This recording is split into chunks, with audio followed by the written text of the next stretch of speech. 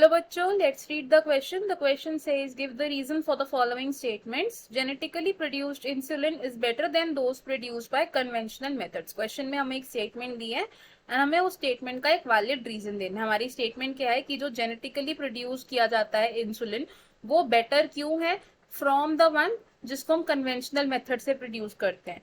तो की कॉन्सेप्ट से शुरू करते हैं. इस क्वेश्चन का हमारा की कॉन्सेप्ट होगा जेनेटिकली इंजीनियर्ड इंसुलिन. क्या होगा?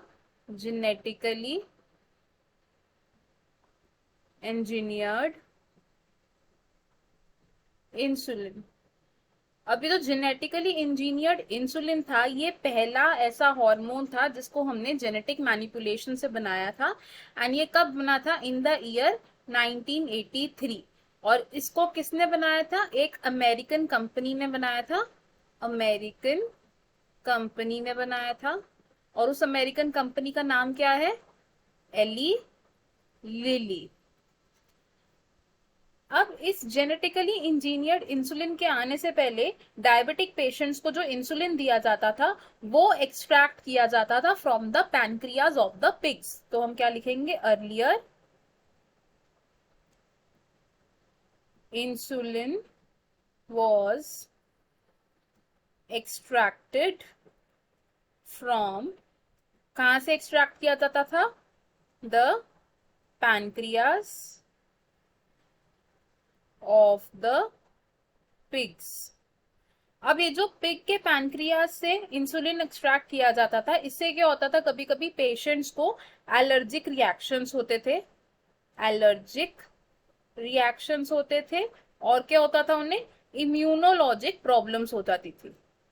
इम्यूनोलॉजिक प्रॉब्लम्स हो जाती थी. जेनेटिकली इंजीनियर्ड इंसुलिन के आने से ये जो प्रॉब्लम्स थी ये सॉल्व हो गई थी. तो हम इसको लिखेंगे जेनेटिकली इंजीनियर्ड इंसुलिन. क्या किया इसने? Solved these problems. अब जेनेटिकली इंजीनियर जो इंसुलिन था उससे ना तो हमारे पेशेंट्स को कोई एलर्जिक रिएक्शन होता था, ना ही उन्हें कोई इम्यूनोलॉजिक प्रॉब्लम होती थी. सो इसीलिए हम कहते हैं कि जो ये जेनेटिकली इंजीनियर्ड इंसुलिन है ये क्या है? बेटर है. Better than the one produced by conventional methods.